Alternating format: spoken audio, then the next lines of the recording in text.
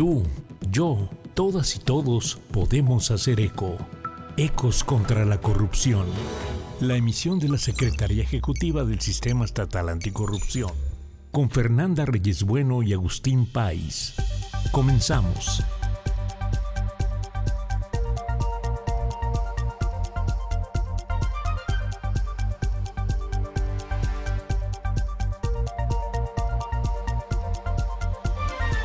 Bienvenidos a Ecos contra la Corrupción.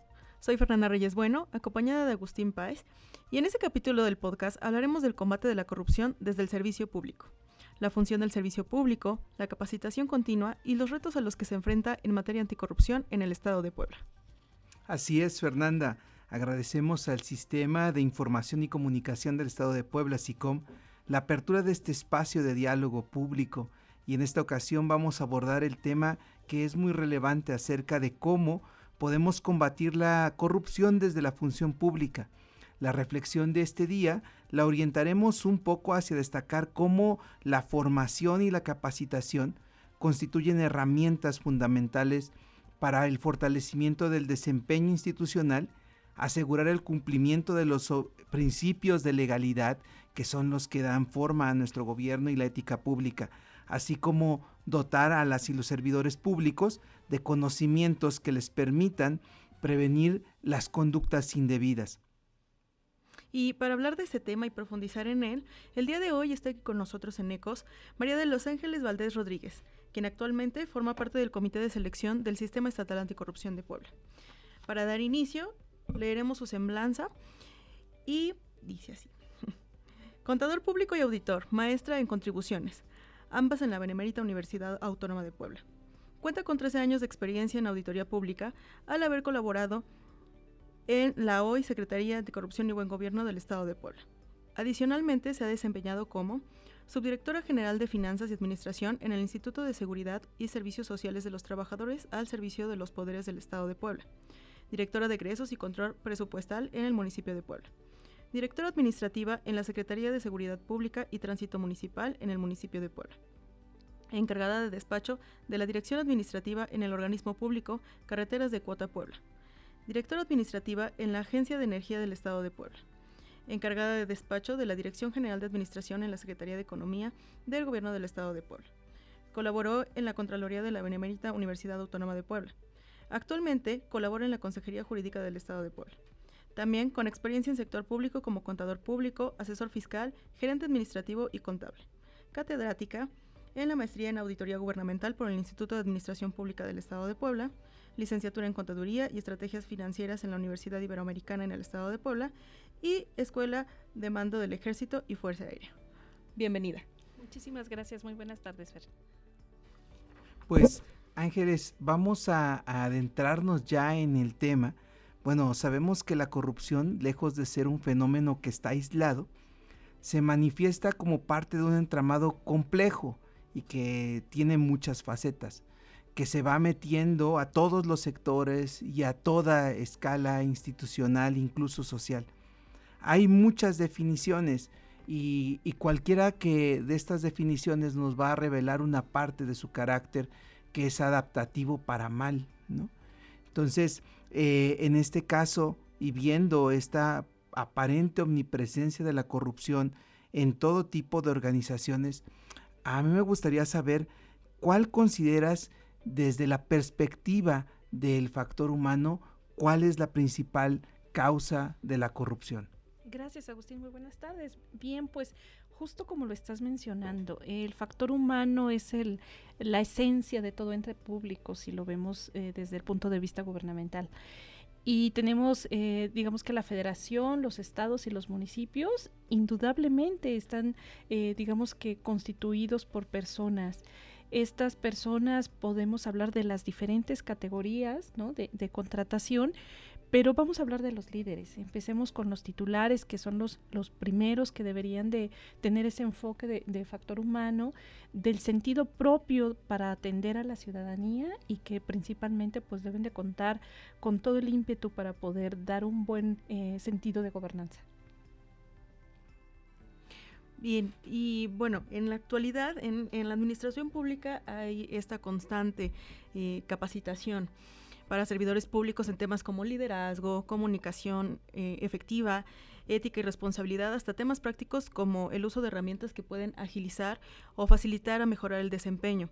En ese sentido, desde esta perspectiva del combate a la corrupción, me gustaría entrar en materia y preguntarle cómo influye la capacitación para evitar la corrupción en el servicio público. Es imprescindible desde mi punto de vista. Estoy enfocada propiamente a lo que es la capacitación a nivel gubernamental y desde las instituciones en las que me ha tocado colaborar, que podríamos decir licenciatura, enfoco mucho la ética.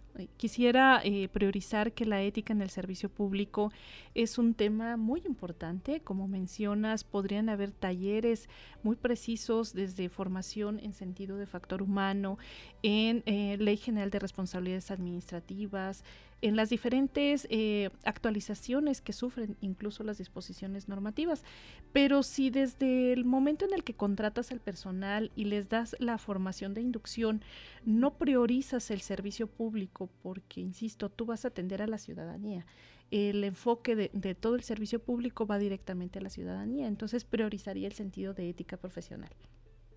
Muy bien, y ya con esto nos ayuda, o sea, con estas herramientas, a pues fortalecer la integridad y a disminuir estos actos de corrupción, ¿verdad? Es correcto. La corrupción vas a tratar de combatirla desde la formación. Entonces, si empiezas con la elaboración de la misión, los valores, y fomentas que tus servidores públicos actúen bajo esta formación ética de los valores, indudablemente puedes evitar incurrir en un acto de corrupción. Ángeles, a mí me gusta mucho esta perspectiva que estás planteando acerca de combatir la corrupción desde la formación. Esa es una idea que me parece como muy, muy toral y fundamental, porque incluso la Organización para las Naciones Unidas acepta que la corrupción es un obstáculo para el desarrollo, ¿no? Y también es una limitación para la gobernanza democrática. Pero ¿cómo podemos nosotros enfrentar este obstáculo que es tan complicado? Tú dices, pues hay que ir a la formación. Todo se trata de personas, de cómo nos organizamos, de cómo asumimos nuestra responsabilidad, de cómo se distribuye la autoridad en el gobierno, cómo es que nosotros nos hacemos cercanos, cómo es que nosotros asumimos el lugar del otro cuando estamos prestando un servicio. Y en ese sentido, ¿qué tipo de formación debería recibir un servidor público para evitar caer en la corrupción? Ya nos has hablado un poco acerca de la formación en ética, pero platícanos un poco más acerca de esto. Claro, podríamos ahondar en diferentes disposiciones normativas y partiría, como lo comentaba hace un momento, desde el punto de vista federal, estatal o municipal. Depende del ámbito primero, luego el alcance que precisamente sea el ente público.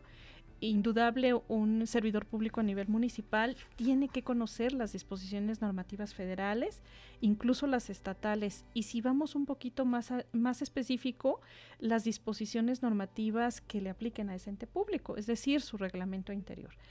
En todo este contexto, como le comentaba Fer, pues hay una formación ética y profesional.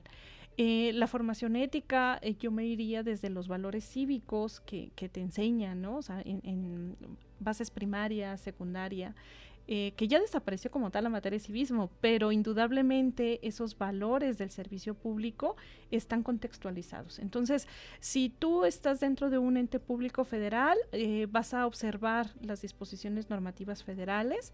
En el marco estatal te apegas al federal y al estatal, y en el municipal, insisto, tendrías que observar el federal, estatal y municipal. Ahora bien, cuando vamos a hablar del marco ético, me iría un poquito a nivel federal, que justamente es el contexto del control interno.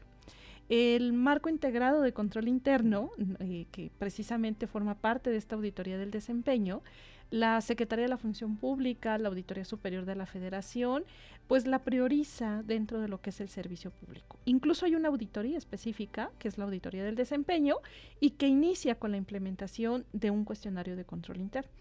En este cuestionario, lo primero que van a indagar es si el personal con el que cuentas tiene la formación, la ética profesional, y lo tienes que demostrar. Los productos con los cuales te evalúan esa auditoría del desempeño son, digamos que la evidencia de toda la formación que tú le puedes dar en un ejercicio fiscal al personal. Entonces, no basta solamente con planear, sino que tienes que ir a la ejecución.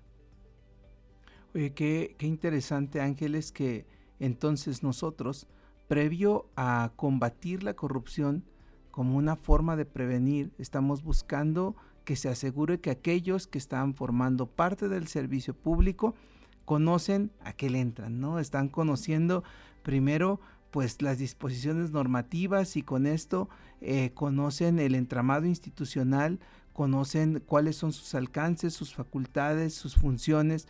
Y después de conocer esto que tú estás mencionando, también conocen cómo debería funcionar la administración, qué se les está pidiendo, ¿no? Cuáles son los principios que tienen que regirlos, la legalidad, la búsqueda de la transparencia, el ser imparciales, el objetivo que tienen como parte de las instituciones. Esto es algo muy interesante porque también habla acerca de cómo se hace la gobernanza, ¿no? De cómo es que ahora se establece un principio básico de quién es a quien nos debemos cuando estamos en el servicio público y quién va a ser formado, ¿no?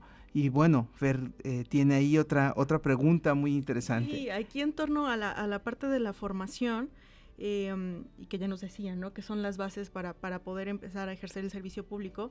¿Qué materias son las más recomendables para que los servidores públicos conozcan en sus funciones? No sé si nos podría citar algunas, como estas partes del marco legal o de la normatividad. Sí, Claro. como si fuera una currícula que debería tener el servidor público. Sí, y lo hay como tal, el propio servicio público, o sea, insisto en esa escala, ¿no? De federación, estado, municipio, porque indudablemente si nos vamos desde el punto de vista educativo, quizás podríamos, ¿no?, hablar de un punto de contexto y todo el mundo piensa que es derecho, ¿no? Uh-huh. Y no, o sea, tal vez tenemos esa derivación que podría ser el derecho administrativo, el cual tendría un compendio de disposiciones normativas, empezando propiamente con la Constitución Política de los Estados Unidos Mexicanos.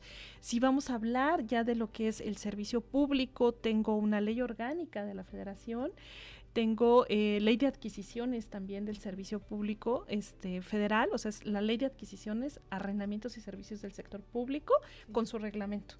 La ley federal de presupuesto y responsabilidad hacendaria con su reglamento. Y si ya voy bajando a nivel estatal, estaríamos también con la Constitución Política del Estado Libre y Soberano de Puebla, su ley orgánica, en este caso la ley de egresos y la ley de ingresos del Estado que aplique. Hay algo que ya son disposiciones normativas internas y que no quisiera, digamos, que hacer tanto énfasis a ellas, pero que sí nos tendremos que ver la correlación dependiendo también de la fuente de financiamiento. Aquí es donde ya empieza a ser un poco más amplio precisamente este sentido de conocimiento, porque no nada más es el servicio público acotado a una disposición normativa que te aplique, sino depende, me iría hasta los municipios, con el fondo de financiamiento, ¿no? Entonces, si yo estoy ejerciendo un fondo de participaciones, debo de conocer si hay una disposición específica. Hay un fondo de apoyo municipal que va enfocado a rubros específicos en los cuales tú tienes que ejercer el recurso, y entonces aquí ya estamos entrando a otra materia que sería la posible responsabilidad administrativa. Entonces, si teníamos el ejemplo de la ley de egresos, ¿no?, a nivel estatal, pues también la voy a tener a nivel municipal. Y esa ley de egresos ya está clasificada, ¿no? O sea, ya tienes identificada la fuente de financiamiento, que insisto, si es federal, te aplican disposiciones federales, estatal por convenio, pues entonces tendrías que ver qué establece ese convenio, pero si ya te vas en específico a los municipales, o sea, sus ingresos propios, entonces se vuelven de libre disposición, ¿no? Entonces, aquí es todo ese convenio normativo que no solamente lo observas en forma individual, sino que existe una correlación normativa, y eso es muy interesante, porque hablando de la formación de los servidores públicos, entonces, si yo le encomiendo a un servidor público la tarea, por ejemplo, del manejo de los recursos, uh-huh, entonces se tiene que profesionalizar.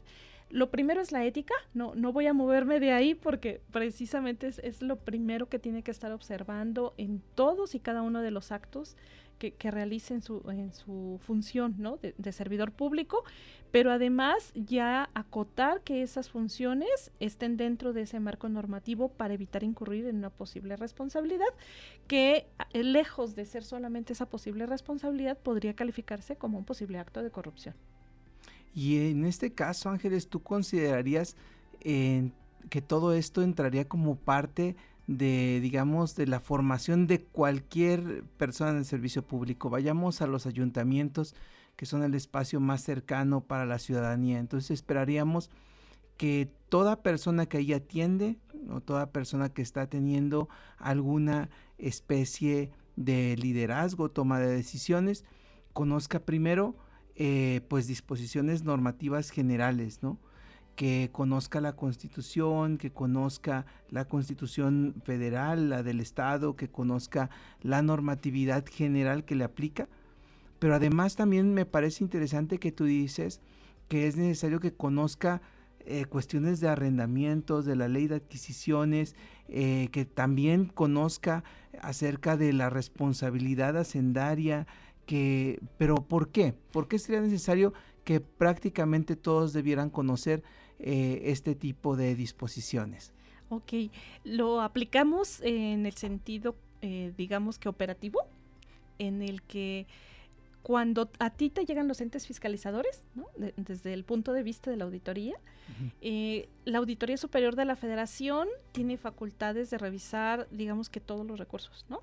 Los federales, estatales y los propios, que decíamos que serían en este caso los locales de los municipios. La Auditoría Superior del Estado, desde 2015-2016, tiene restringido esta, digamos que, disposición de ya fiscalizar los recursos federales. Se quedaría únicamente con los estatales y los locales o los propios, hablando de los municipios. Entonces, si tú eres un servidor público municipal, tienes asignado una fuente de financiamiento, llamémosle de tipo federal, y llega a la Auditoría Superior del Estado o versus el auditor externo, ¿no? que hace funciones de la Auditoría Superior del Estado y que no conoces qué facultades y atribuciones tiene, puedes otorgar, dar información, incluso podría decirlo, ¿no? Equívoca, y que este vicio de información pues también tenga alguna posible implicación de probable responsabilidad. Ok, interesante, qué interesante. Y esa parte es muy, muy importante, porque lo hablábamos hace ratito, que cuando los servidores públicos conocen las consecuencias legales y sociales de sus actos, pues entonces tienen las herramientas para poder actuar o ejercer con la mayor integridad posible, ¿no? Entonces, esta es la base de que a todos los niveles pues podamos conocer estas herramientas y evitar caer en estos hechos de corrupción. Así es preventivo. Se vuelve una forma preventiva el que tú capacites a tu personal y que el personal tenga todos los elementos suficientes. Entonces, lo primero es conocer el marco normativo, estar atento de todas aquellas reformas que se pudiesen llegar a dar y sobre todo de las obligaciones que tienen para integrar en este caso la famosa cuenta pública, ¿no? Que es la comprobación del gasto, estar listos para su presentación, pero que en el momento en el que se lo soliciten, pues también cuidar esta integración de la ética, ¿no? Porque si llegas a ser omiso, voluntaria o involuntariamente, ocultas información, entonces ya estás transgrediendo esos valores que decíamos, ¿no? Los valores éticos del propio servicio público, y que quizás ahorita no tengan ningún efecto. Pero si nos lo proyectamos en forma práctica, o sea, si nos lo llevamos a forma práctica, por ejemplo, cuando un presidente municipal termina su periodo y el presidente municipal que llega, ¿no? Con todo su equipo nuevo de trabajo, le llega una observación, ellos sí entregan la información, entonces ahí evidentemente estás demostrando que fue omiso u ocultamiento de información del presidente saliente. Claro. No, pues hay que ver que en este caso, Ángeles, hay muchos como aristas que considerar a partir de esta a esta situación que pudiera parecer muy sencilla de llegar y ponerse a trabajar en un cargo. Es necesario conocer cuál es este entramado y la complejidad de la normatividad que hay alrededor del ejercicio de la función pública, ¿no? Y bueno, En esto, un poco antes de ir al corte, y nos gustaría conocer qué recomendaciones tú propondrías para que los servidores públicos puedan fortalecer su formación y garantizar así un ejercicio profesional que se alinee a estas exigencias de las que tú nos has estado platicando. Gracias, Fer. Pues crear un programa de capacitación indudable. Tenemos que pensar en que la formación ética es diaria, ¿no? Es continua y es permanente. Entonces, la supervisión que tendrían que hacer los líderes, ellos tienen que predicar con el ejemplo. Deberían de pronunciarse por hacer reuniones periódicas con su personal, estar atentos para saber si efectivamente se está cumpliendo y dando la observancia ética y profesional dentro del propio servicio público, y que el monitoreo de estos resultados, previo a que sean los entes fiscalizadores quienes lleguen a verificarlo, sea la propia comunicación interna, ¿no? El propio titular quien pueda tener todo el contexto de que se están cumpliendo los elementos del sistema de control interno. No, pues extraordinario. Sí, y bueno, dentro de estas recomendaciones yo creo que también de lo principal pues sería y poder identificar desde las faltas no graves y las graves y las no graves, para pues también evitar incurrir en estas prácticas, ¿no? Si gustan, igual más adelantito, regresando del corte, vamos ahondando sobre ese tema. Y nos vamos a corte, por favor. ¿Quieres hacer eco contra la corrupción? Llámanos 22 22 73 77 17. Te escuchamos. Ecos contra la corrupción. Estamos de vuelta. Tu opinión es importante. Escríbenos un WhatsApp al 22 15 87 56 57. Juntos hagamos ecos contra la corrupción. Continuamos.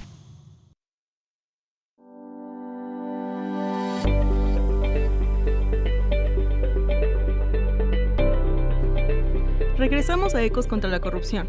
Les recordamos los teléfonos en cabina, que son el 2222 73 77 17, el 2222 73 77 16 y el 2215 87 56 57.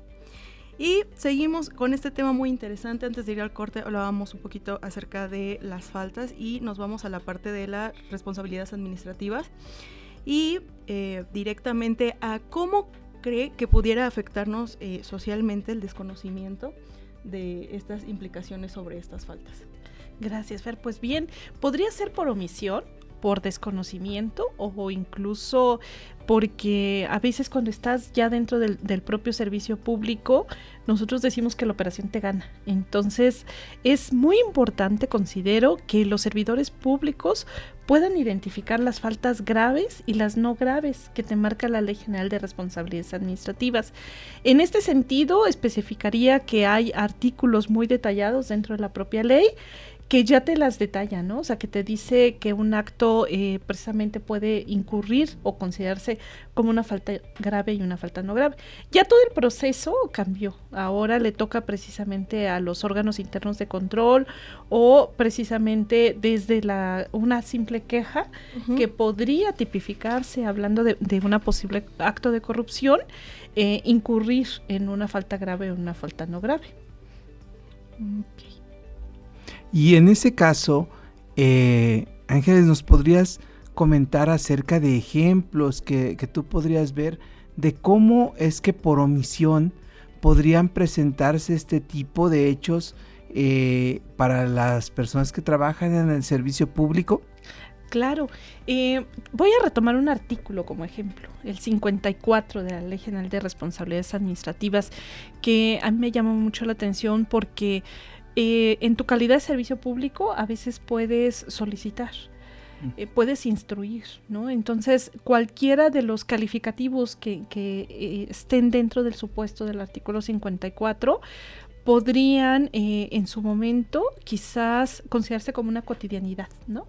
O sea, tú dentro de tu función de servidor público, ejemplo, hoy decides, hablamos al inicio del factor humano, y decides que contraten a una persona. Entonces, el simple hecho de que no te des cuenta que es hermano del primo del amigo, ¿no? O sea, por decir, ya en un carácter muy cercano, ¿no? O sea, de lo que son los niveles civiles que te prohíbe la ley para contratar el famoso nepotismo, ¿no? Entonces, si incurres en un supuesto de nepotismo, pues ya estás cayendo dentro del posible supuesto, ¿no? Primero de corrupción y segundo precisamente de lo que podría ser una falta administrativa grave. Ahora vayámonos a una forma, a un acto más simple que como ciudadanía me puede pasar. Si tengo que ir a pagar, por ejemplo, mi impuesto predial, ¿no? Acudo a una ventanilla y entonces solicito que voy a pagar, supongamos ahorita ya es julio, ¿no? Entonces pago el ejercicio 2025, llevo mi número de predial y quien me atiende me dice que en ese momento no tiene sistema. Posiblemente a mí se me haga muy fácil y yo diga, bueno, pero ¿cómo te pago? ¿No? O sea, yo tengo la intención de pagarte el día de hoy y me dicen, bueno, si me acepta le voy a dar un recibo y regresa a cambiarlo. Pero dentro de mis múltiples ocupaciones yo ya no regreso. Entonces, ese recurso es un recurso público, ¿no? Y el servidor público que lo recibió, pues ya podría estar en un supuesto primero de corrupción involuntario, ¿no? En términos, si lo queremos empezar a calificar, porque solamente estaba cumpliendo con la función. No debió hacerlo. O sea, si tú ya tienes mecanizado el cobro, entonces tu obligación es emitir un recibo en forma electrónica. ¿Por qué? Porque es la comprobación. Y entonces ese recurso pues ya está entrando por un círculo totalmente diferente a tu procedimiento que ya tienes establecido. Ahora bien, a la inversa, si solamente tú recibes, ¿no? O sea, cobros en efectivo, que también se da en los municipios lejanos, que si no tienen propiamente un sistema establecido, entonces ahí tienes más riesgos. El marco integral de control interno que platicábamos justamente tiene un sistema de administración de riesgos en el cual precisamente te permite establecer primero toda una planeación que tú puedas identificar estos riesgos, que no solamente son riesgos, digamos que de distraer el efectivo, sino que también incurren como un riesgo de posible corrupción, ¿no? Insistió, podría ser voluntario o involuntario. Entonces, si como servidor público no tuviste cómo comprobar el recurso, se quedó en el cajón y luego sustituyen a esa persona y nunca se explican de dónde es ese recurso porque no tiene propiamente el contrarrecibo, entonces ya es un posible acto de corrupción, ¿no? Pero más allá, el propio beneficiario, cuando se retira, pues tampoco se lleva el comprobante. Entonces, hablábamos hace rato también de la entrega-recepción, y si esto ocurre en un supuesto ya cuando estás en la entrega-recepción y no se justifica, entonces nadie me dice que en 2026, cuando yo vaya a hacer mi pago, me digan que debo 2025, ¿no? Como usuario. Sí, no ofrece esa garantía a la ciudadanía. Y también está el programa de trabajo de administración de riesgos. ¿Nos podía hablar un poquito de él? Claro, el marco integrado de control interno tiene 5 componentes y uno de ellos es la identificación de los riesgos. Entonces, en cualquier esquema, decíamos federal, estatal o municipal, tienes que aplicar precisamente primero la determinación de tus riesgos. Los riesgos los llevas priorizando evitar incurrir en actos de corrupción. Esa es una de las cualidades que tiene precisamente el control interno, ser preventivo en materia de corrupción. Entonces, la forma en la cual tú estableces que una actividad, un acto que de un servidor público puede incurrir en un supuesto, lo determinas ya como un posible riesgo. Poníamos este ejemplo, ¿no? De los cobros. Entonces, los riesgos, decíamos, se pueden controlar, incluso ojalá se pudieran eliminar, pero de cualquier forma lo primero que haces es crear una matriz, identificas todos esos riesgos, los pasas a una matriz y generas un programa de trabajo de administración de riesgos. Trimestralmente haces esas reuniones de seguimiento. Entonces, si regresamos a lo que es la auditoría del desempeño, cuando te auditan, te piden que presentes esa matriz y sobre todo que vayas acotando todas las actividades y todos aquellos programas que tú pudiste establecer para saber si existe o no el control del riesgo que se haya establecido. La idea es que al 15 de diciembre los riesgos hayan sido controlados o eliminados y que el ejercicio inmediato siguiente comiences con una nueva matriz. Entonces, en enero se presenta un informe anual, o sea, tú cortas al 15 de diciembre, en enero presentas el informe anual y estableces el calendario de reuniones trimestrales de ese próximo ejercicio. Y así, o sea, vas cada ejercicio. Si me voy otra vez al ejemplo municipal, entonces cuando concluye la administración, concluye la matriz. Esto es el 15 de octubre ahora, ¿no? 14 de octubre. Y el 15 de octubre, ¿quién ingresa? Entonces tiene un último trimestre para determinar o identificar inmediatamente sus primeros riesgos.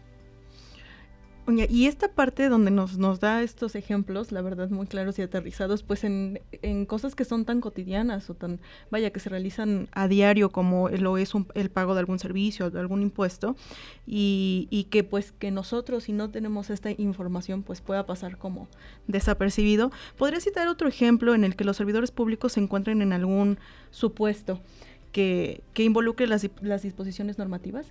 Sí, podríamos tener muchísimos, dependiendo de cada tipo de disposición, de la dependencia, porque propiamente cada dependencia también va a tener estos riesgos. De ahí que la participación ciudadana entonces también se vuelve muy importante. Y precisamente el tener conformado, ¿no?, este comité de participación ciudadana, que se involucren en los temas para evitar y darle seguimiento a los actos de corrupción, te llevan de la mano. Entonces, el tema de obra pública, podríamos mencionar que es uno de los más clásicos, en donde podríamos tener algunos supuestos de corrupción, ¿no? Entonces, cada uno de los que participan desde el proceso de licitación se deben de implementar controles que sean muy precisos y que vayan enfocados directamente a la prevención de la corrupción. Podría darte otro que es en materia, digamos que financiera administrativa, y que podría ser precisamente el tema de recursos humanos. Algo tan fácil como desvirtuar, ¿no?, en todo momento, que tienes una plantilla de personal y a veces cuando llegas como ente fiscalizador y revisas la plantilla de personal que tienes autorizada, ¿no?, la que subes a la plataforma de transparencia, pero haces una verificación física y la plantilla de personal le llamamos activa o laboral, ¿no? Es totalmente diferente, pero no tienes los elementos para poder demostrar estos supuestos, ¿no?, estas incidencias. Es decir, dices, está incapacitado, pides la incapacidad y no te la presentan, ¿no? Entonces, hay disposiciones normativas que te llevan de la mano a nivel federal. En la Ley General de Contabilidad Gubernamental, cuando se implementa, pues te establece disposiciones normativas que van correlacionadas, ¿no? La baja de mobiliario y equipo, muchas veces también dices, ya está para baja, pero cuando hacen la valoración, ¿no?, necesitas un peritaje. Entonces, si el perito que firma también no está reconocido, no tiene actualizada, ¿no?, su calidad de perito, entonces también podrías incurrir en un acto supuesto de corrupción. Ángeles, tantas cosas que son aparentemente que pasan y que decimos, no, esto no está ocurriendo, pero en realidad significa mucho el trabajo desde la función de los servidores públicos, de las personas servidoras públicas, para poder encuadrar y salir mostrándole a la ciudadanía que están ejerciendo bien sus actividades. Y a partir de todos estos ejemplos que tú nos has dado acerca de cómo es la complejidad normativa que tenemos, tanto desde la administración pública descentralizada, la administración pública municipal, dinos, ¿de qué manera estos entes públicos pueden garantizar procesos de capacitación que sea continua y que tengan mecanismos de evaluación institucional que nos permitan saber que efectivamente algo así como estos ejemplos que nos has dado acerca de, bueno, dónde están los elementos que nos dan evidencia de que efectivamente se revisó el personal, ¿no? ¿Cómo nosotros podemos tener esas evidencias de que la capacitación ha sido efectiva? ¿Cómo ha habido cumplimiento? ¿Cómo podemos medir su desempeño?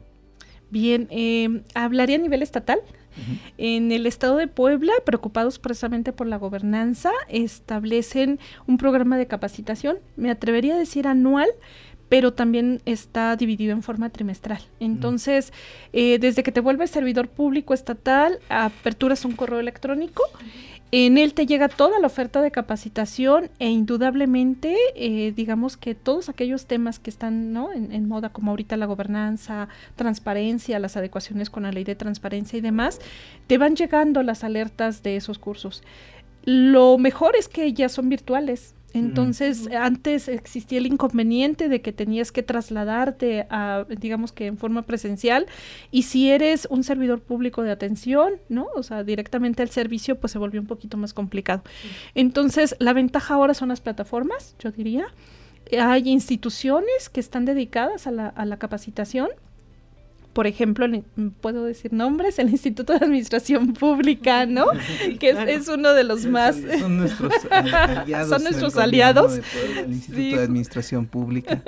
Sí, justamente, y que ahorita está haciendo muchos convenios con varias instituciones fomentando precisamente la capacitación. Entonces, ahí hay un tema de educación continua en el cual tú tienes unos, digamos que, cursos en forma permanente que, insisto, si ya no pudiste tomarlos en este trimestre, entonces posiblemente se oferten en el siguiente.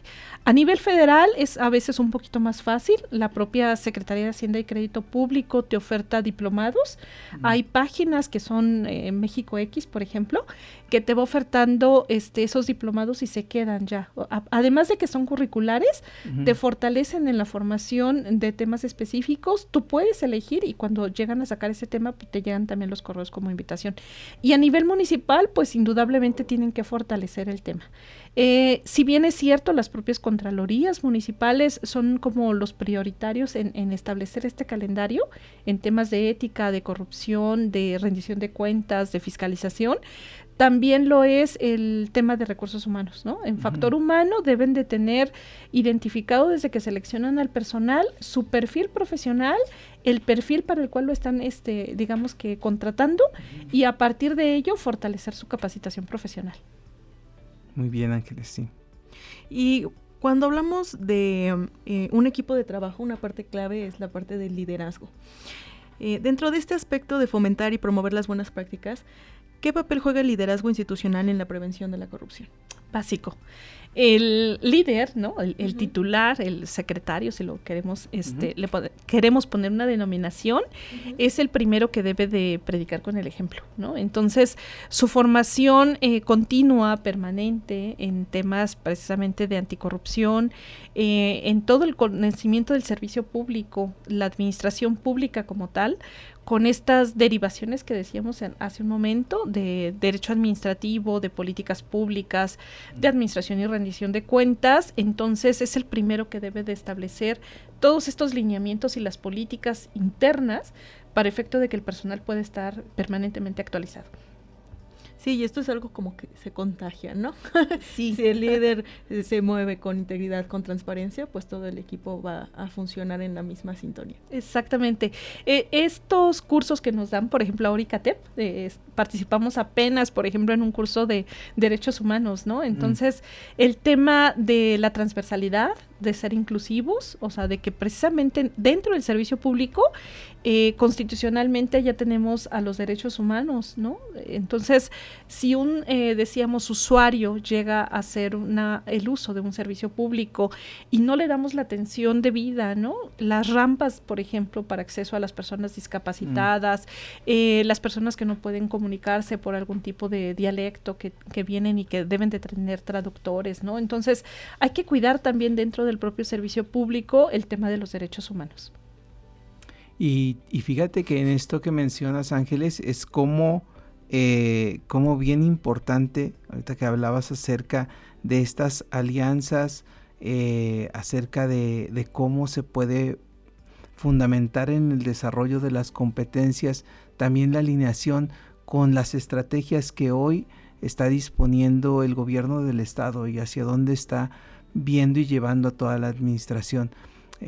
Hay, por ejemplo, estos cursos que hablan acerca de cómo puede conocerse la ley de la administración pública nueva, las reformas normativas que hay, el enfoque transversal hacia los derechos humanos, cómo esto va enriqueciendo en general cuál es el funcionamiento de la administración pública y ahora también recuerdo que está por niveles, ¿no? Porque también esta capacitación, hay una capacitación hacia el liderazgo, hacia los que toman decisiones, que es un poco diferente a la capacitación que toma el nivel operativo.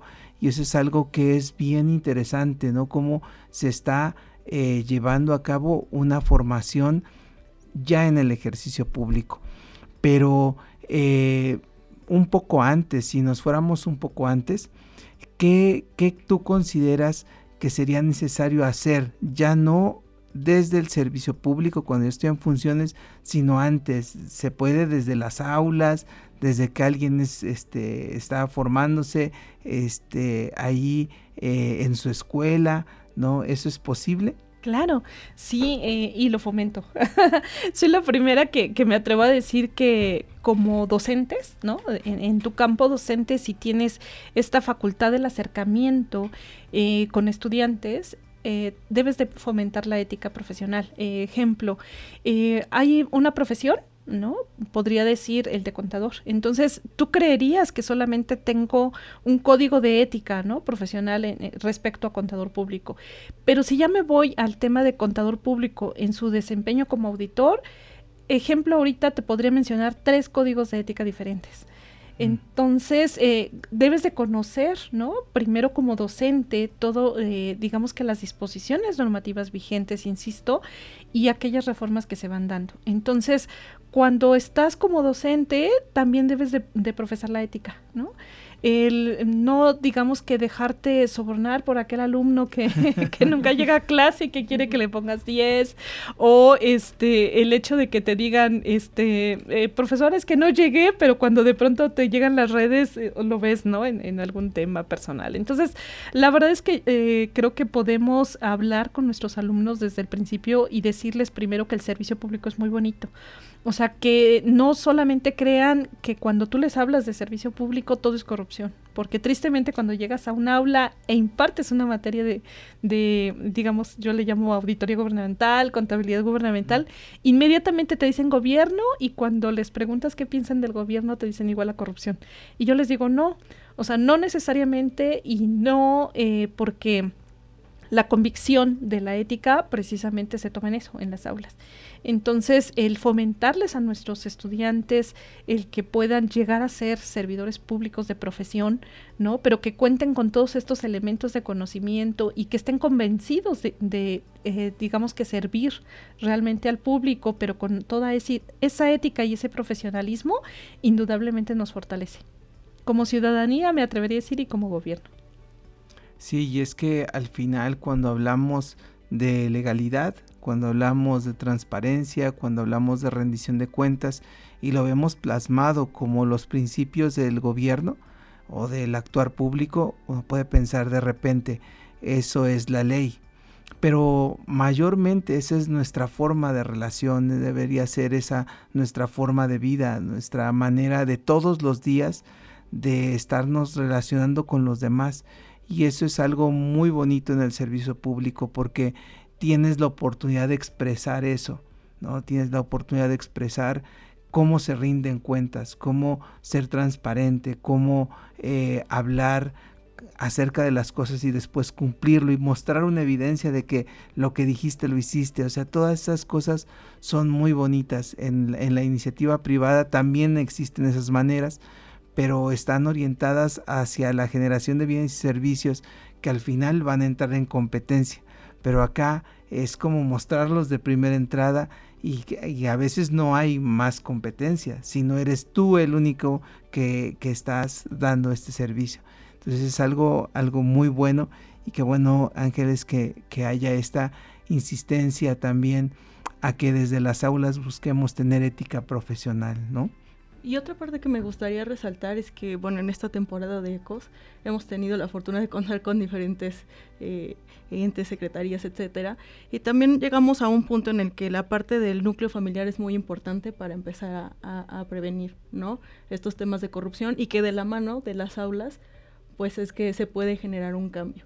¿Qué tan importante cree que es esta parte de empezar en el núcleo familiar con la formación en esta parte cívica? Sí, combinaría el comentario justamente de los dos porque coincido con eso. Tu formación ética personal, ¿no? La llevas y la ejerces en casa. Entonces, cuando tú llegas y platicas el cómo te fue, al quién atendiste, ¿no? Y lo que pudiste hacer por otras personas en el día a día, creo que tus hijos se quedan con ello. Y si eso lo traduces cuando ellos ya son profesionales y logras escuchar que precisamente llegaron convencidos, ¿no? Al saber que han podido contribuir para evitar un acto de corrupción.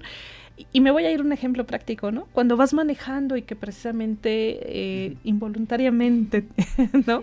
Incurres en un supuesto de que te tienen que imponer una multa, pues adelante, o sea, bajarte con esa convicción de que vas a recibir la multa, ¿no? Y de que no vas a dar un pequeño soborno para efecto de... Y entonces tus hijos se van dando cuenta de ello.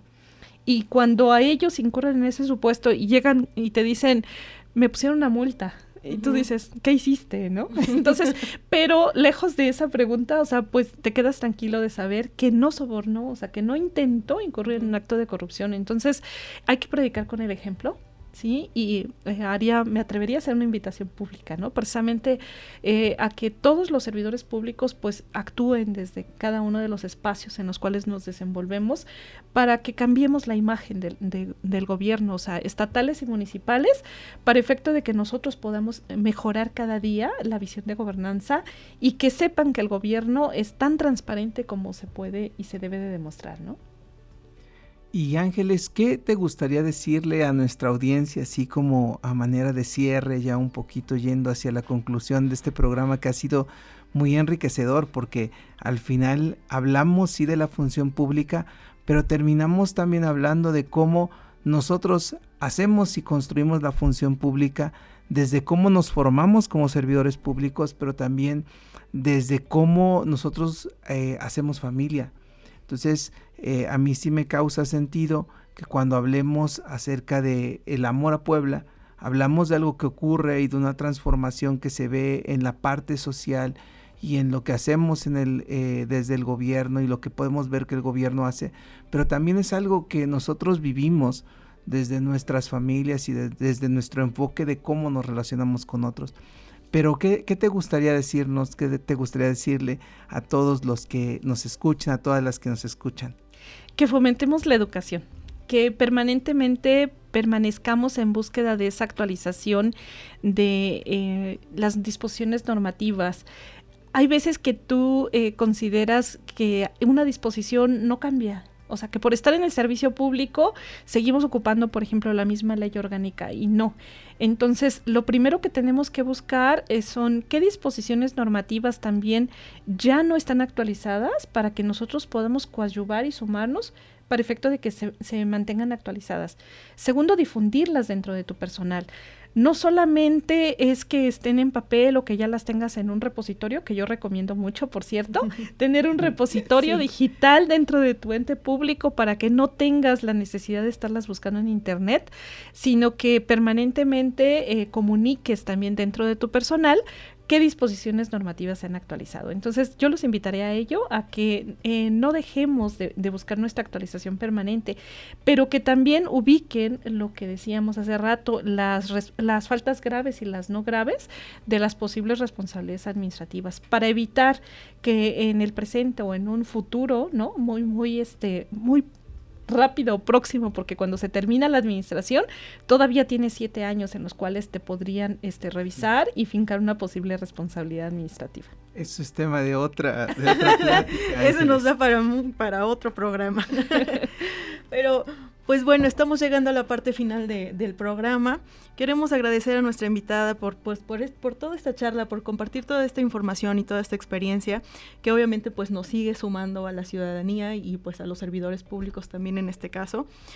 Y pues bueno, nada más recordar a la ciudadanía que denunciar es el primer paso para construir un Puebla transparente.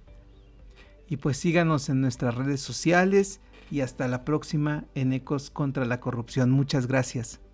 Esto fue Ecos contra la Corrupción, la emisión de la Secretaría Ejecutiva del Sistema Estatal Anticorrupción. Gracias por tu sintonía. Nos escuchamos en el próximo episodio para juntos seguir haciendo eco.